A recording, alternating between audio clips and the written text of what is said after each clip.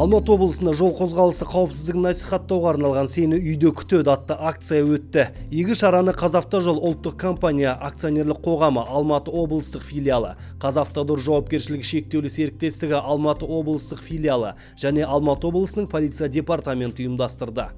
Акцияның мақсаты жылдамдықты шамадан тыс асыру және жол ережесін сақтамау салдарынан жол көлік оқиғалары жиілеп, қара жолдың бойында қаза тапқандардың санының артқанына халықтың назарын аудару, жүргізушілердің жолда жүру мәдениетін арттыру.